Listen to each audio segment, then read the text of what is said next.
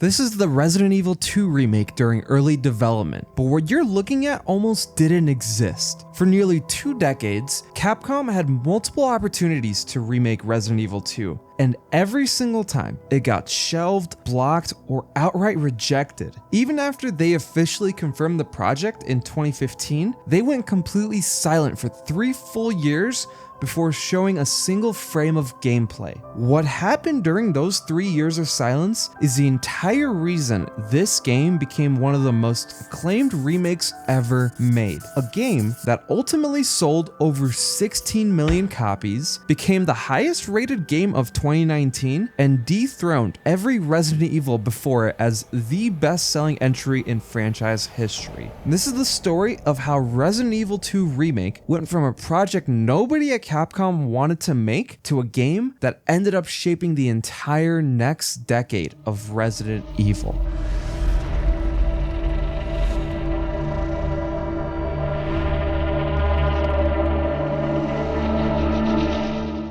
I'm Pounder McNasty, and I dig deep into the development history behind the games you love. This is part 2 of my Resident Evil series, and there's still a lot more to come. So subscribe and let me know in the comments which game you want me to cover next. To understand why Resident Evil 2 Remake almost didn't happen, we have to go back to 2002.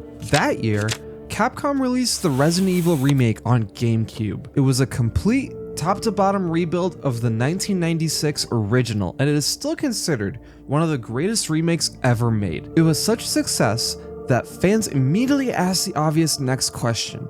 If you remade Resident Evil 1, when are you doing Resident Evil 2? The answer, for years, was Shinji Mikami. Mikami was the original producer of Resident Evil 2. And the godfather of the entire franchise, and he wanted nothing to do with a remake. He was already deep into Resident Evil 4, a game that would fundamentally redefine third-person action games, and he wasn't willing to split focus on a project that revisited ground he'd already walked. So the answer was no. And fans were waiting. Resident Evil 4 launched in 2005 and changed gaming forever. Then came RE5 in 2009, leaning harder into action. And then Resident Evil 6 in 2012, which tried to be horror, action, espionage, and co-op all at once, and ended up not really being good at any of it. RE6 sold good on brand recognition alone, but the critical reception was the harshest the series had ever seen. Critics complained that the franchise had become more generic shooter than distinct survival horror game. Internally at Capcom, that reception triggered a complete restructure of the Resident Evil division. The action-first direction had been pushed too far. And that was also the moment that demand for an RE2 remake hit critical mass. If Capcom wanted to recapture what made Resident Evil great, the obvious move was to go back to the entry that defined the series for an entire generation. And then, in 2014 and 2015, 2 things finally tipped the scales. First, Capcom released the HD remaster of the 2002 Resident Evil remake on modern platforms. It was a relatively cheap project, basically a port of an existing remake, and it sold massively. Proof of concept that classic RE still had legs. Second, a fan project was gaining serious traction online. A team of dedicated fans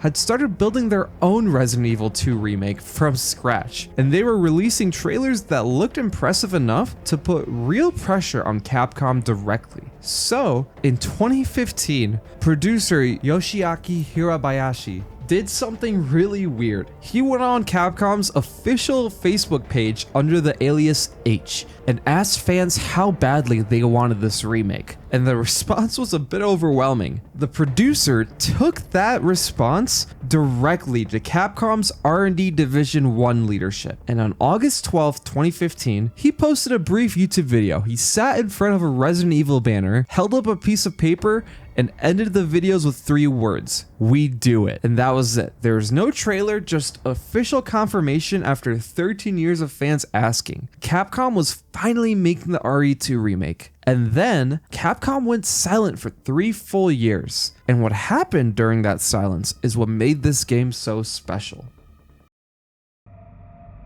But to really understand why Capcom went silent for 3 years, you have to understand what was happening internally during that exact same window. RE7 was being finalized. RE7 was Capcom's gamble, a complete reinvention of the series in first person, built on a brand new engine called the RE engine. When the RE2 remake was greenlit in August of 2015, RE7 hadn't even been revealed to the public yet. But it was just wrapping up production. RE7 wouldn't drop until January 2017, almost a year and a half after the We Do It announcement. So, the RE2 remake team wasn't just tasked with making a remake, they were tasked with figuring out what a modern Resident Evil even looked like, in a moment where nobody really knew how Resident Evil 7 would be perceived. Was first person the right direction? Was the over-the-shoulder approach from RE4 still relevant, or should they go all the way back to fixed camera angles like the original RE2 and the 2002 remake had used? Director Kazunori Kadoi and co-director Yashiro Anpo led the internal debate, and Kadoi had a unique resume for this exact decision. He'd work on the original Resident Evil all the way back in 1996, as a system planner and on the camera team. He quite literally helped invent the fixed camera tank controls formula that defined the classic era of the franchise. So when it came time to decide whether to keep that style or move on, his perspective carried serious weight. The team prototyped multiple approaches. Fixed camera was tested first, since it was the natural fit for a remake of a fixed camera game. But there was a big problem. The RE engine had pushed the visual fidelity of the zombies to almost photorealistic levels. The whole point of these new zombies was to be horrifying up close. A fixed camera at the end of a hallway flattened all of that detail. The horror that the new engine made possible was wasted from far away. First person was also considered. RE7 was right there, and they even prototyped it in this footage here.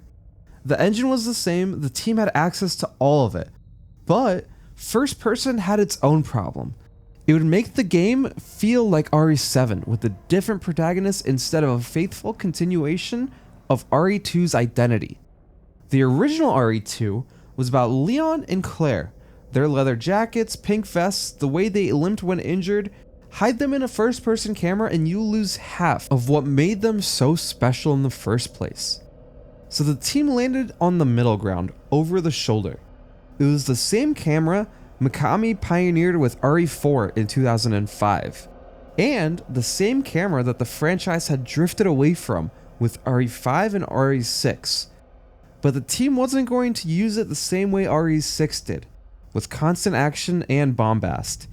They were going to use the over-the-shoulder camera to deliver survival horror. Close enough to your character to feel almost claustrophobic, but far enough back to keep them visible. Kadoi said in interviews that the goal was to portray photorealistic violence in an effort to maximize the tension and feel of survival horror, but to do it in a way that wouldn't desensitize you to the scares. That single decision drove everything else. The Raccoon City Police Department was redesigned from the ground up to take advantage of the new camera. Every hallway, every shadow, and every angle was crafted to make you feel like you're being watched. The Lickers, which in the original game shifted between fixed camera positions, could now climb walls and crawl ceilings in real-time 3D space. Mr. X, who only appeared in Scenario B of the 1998 game, became a relentless stalker that could follow you throughout almost the entire police station at any time.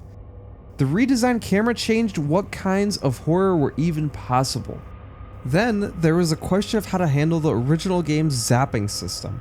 The iconic feature where Leon and Claire's stories ran in parallel, with the choices in one affecting the other.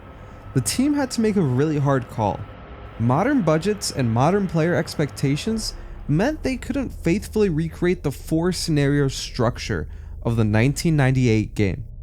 So, instead, they distilled it into the second run, a streamlined version where each character had their mostly separate campaigns, with remixed item placements and a true ending unlocked only after both. Some fans loved it, some fans hated it. But either way, it was the call that let the game actually ship. The development team grew to over 800 people at its peak, which is massive by survival horror standards. 2 artists from the original 1998 RE team were on the project, but the 800-person team wasn't just for RE2. So you have to remember, at this time, they had over 5 different RE games in active development concurrently. The original team's fingerprints, however, were all over this new RE2 remake. By 2018, the game was ready to be shown, and Capcom chose the biggest possible stage to do it. At Sony's E3 2018 press conference, after years of teases and leaks and rumors, Capcom finally pulled the curtain back, and they pulled it back hard. Capcom dropped the word remake from the title entirely. The game was just Resident Evil 2, which was very deliberate because the team didn't really see this as a remake in the traditional sense. Capcom went on record calling it a reimagining and a new entry in the series rather than a simple remake. The characters, the settings, and the major story beats were all there, but every piece of it was designed for modern audiences. Capcom set a release date of January 25th, 2019, which was exactly 6 months after the reveal, which was a notably tight window between announcement and launch. Which brings us to one of the smartest pieces of marketing in modern game history, the one-shot demo. Released on January 11th of 2019, the one-shot demo gave players exactly 30 minutes inside the opening of the Raccoon City Police Department. And when the timer ran out, the demo locked you out forever. The demo was downloaded over 4.7 million times. In fact, speedrunners tried turning it into a sport overnight, posting fast clear runs of the RPD to see how much they could squeeze into half an hour. And when players completed the demo, Capcom rewarded them with a hidden in-demo trailer teasing the return of Hunk and Tofu, the cult classic mini-modes from the original game. Resident Evil 2 launched on January 25th, 2019 for PS4, Xbox One, and PC, and it completely shattered Capcom's expectations. The game shipped 3 million copies in just 4 days, and by December of 2019, it had sold 5.8 million, which already outsold the original 1998 game. By 2024, that number skyrocketed to 13.9 million, and as of Capcom's most recent Platinum Titles report, the game has sold over 16.8 million copies, making it the single best-selling Resident Evil game of all time. And just for some context, the original RE2 in 1998 sold 4.96 million copies across its entire lifetime. RE5, the previous franchise sales champion, sits around 13 million copies. Even RE7, the comeback hit that revived the franchise, is roughly at 16.4 million as of late 2025, and the remakes outsold all of them. Critics were also just as excited. RE2 received universal acclaim with a Metacritic score of 91 on PS4 and 92 on Xbox One.